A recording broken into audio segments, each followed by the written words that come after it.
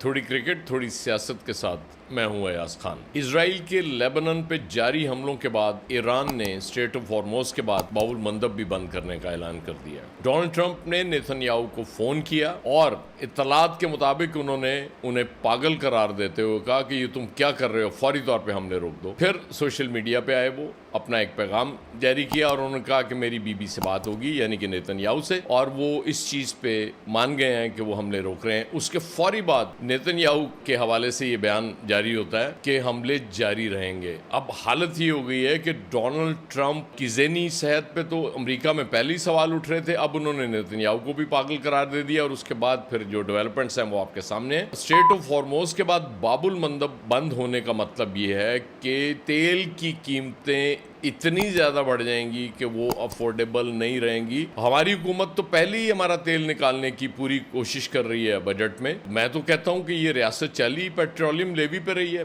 جتنی زیادہ petroleum levy ہے اور یہ اور بڑھیں گی تو اس کے بعد آپ سوچ سکتے ہیں ہماری حالت کیا ہوگی۔ ڈونلڈ ٹرمپ، میں تو کہتا ہوں کہ ڈی جے ٹرمپ بابو میں انہیں کہوں گا کہ وہ ہر ان کی نئی حرکت کے ساتھ چیزیں خراب ہو جاتی ہیں۔ وہ ایک ٹویٹ کرتے ہیں کہ سب ٹھیک ہو گیا ہے، ایران کے ساتھ ہم بہت قریب ہیں معاہدے کے، اور ویری نیکسٹ ٹویٹ میں وہ کہہ دیتے ہیں کہ نہیں، بالکل نہیں، ایران کی نیوی ختم ہو چکی، فوج ہتھیار ڈال کے وہاں سے نکل جائے اور اعلان کر دے کہ جی ہم ہار مان گئے ہیں، بالکل ختم ہو گئے ہیں۔ ایرانی آئل فیسیلٹی پہ بھی ایک حملہ ہوا ہے، وہ اس کی بھی ایک ویڈیو چل رہی ہے، اس کے دھوئیں کے بادل اٹھ رہے ہیں وہاں سے۔ اور ایران نے جو امریکی تنصیبات پہ حملے کیے تھے مڈل ایسٹ میں، اس سے کروڑوں ڈالر کا نقصان الگ امریکہ کا ہوا ہے۔ اب یہ ساری حالات دیکھتے ہوئے ڈونلڈ ٹرمپ جس طرح کی حرکتیں کر رہے ہیں، اس سے لگتا تو یہ ہے کہ وہ ہار تو مان چکے ہیں۔ ایران نے ناکوں چنے چبوا دیے ہوئے انہیں، ان کو نکلنے کا راستہ نہیں مل رہا، جس کی وجہ سے وہ اتنی فرسٹریشن نظر آ رہی ہے۔ وہ چاہتے ہیں، معاہدہ بھی چاہتے ہیں، اس جنگ سے نکلنا بھی چاہتے ہیں، لیکن ہارڈ لائنرز، میں نے آپ سے پہلے بھی عرض کیا تھا کہ وہ صرف نیتن یاہو نہیں ہیں جو اسرائیل میں بیٹھے ہوئے، ان کے ارد گرد بھی اتنے ہارڈ لائنرز موجود ہیں جو نہیں چاہتے کہ ٹرمپ پیچھے ہٹیں، کیونکہ ٹرمپ کے پیچھے ہٹنے کا مطلب یہ ہے کہ اسرائیل میں جو 27 اکتوبر کو جنرل الیکشنز ہونے والے ہیں، اور وہاں بھی یہ اس میں کینسٹ میں یہ بات چل رہی ہے کہ ان الیکشنز کو ارلی کرایا جائے۔ کینسٹ کو 15 ستمبر کی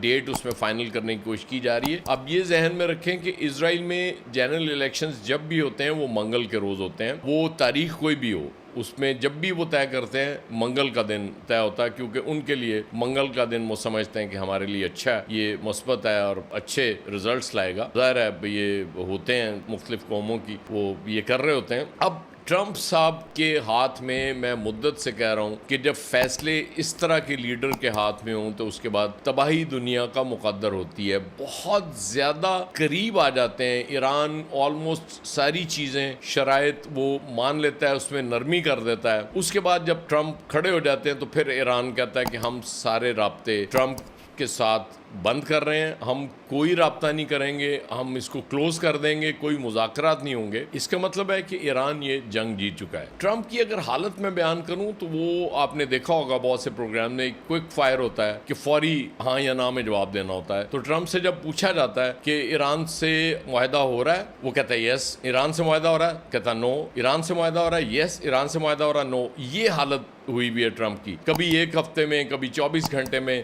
یہ سلسلہ مدت سے چل رہا ہے، 3 مہینے سے زیادہ ہو گئے اس کرائسس کو، لیکن کوئی اس میں فائدہ نہیں ہو رہا۔ ایران نو ڈاؤٹ یہ جنگ جیت چکا ہے، اور اب یو ایس میڈیا نے کہنا شروع کر دیا ہے کہ ٹرمپ جو معاہدہ چاہتے ہیں اس کی راہ میں سب سے بڑی رکاوٹ اسرائیل اور ایران ہے، کیونکہ ایران کو یہ سمجھ آ گئی بھی ہے کہ ٹرمپ بہت ویک ہے۔ اسرائیل بات ماننے کے لیے تیار نہیں ہے، کیونکہ اگر اسرائیل مان جاتا ہے جنگ بندی اور یہ مسئلہ ختم ہو جاتا ہے، اس کا مطلب ہے کہ وہ جو 27 اکتوبر کو ہوں یا 15 ستمبر کو ہوں اسرائیل کے جنرل الیکشنز، اس میں نیتن یاہو کی ہار یقینی ہے۔ ایک اور میں سروے دیکھ رہا تھا کہ دنیا کی موسٹ ہیٹڈ کنٹری اس وقت اسرائیل کو قرار دیا جا رہا ہے۔ 95.7% لوگ یہ کہہ رہے ہیں اس سروے کے مطابق اسرائیل موسٹ ہیٹڈ کنٹری ہے۔ تو ڈونلڈ ٹرمپ کے ہوتے ہوئے مجھے نہیں لگتا کہ یہ معاملات طے پا سکیں گے. اور کیونکہ یہ بھی پہلی بار ہوا ہے کہ ایک یو ایس پریزیڈنٹ نے پبلکلی یہ کہا ہو کہ اس نے اسرائیلی وزیر اعظم کو یہ کہا ہے کہ تم پیچھے ہٹ جاؤ, جنگ بند کر دو. اور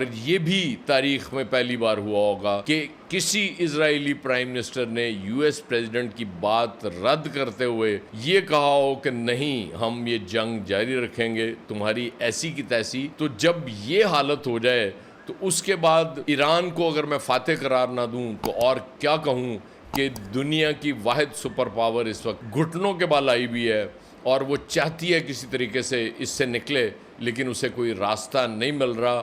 ٹرمپ صاحب تانوں اپنی قوم دا یا دنیا دا خیال نہیں, ساڈا ہی خیال کر لو یار. پٹرول پہلے ہی بڑا مہنگا, بڑی مہربانی.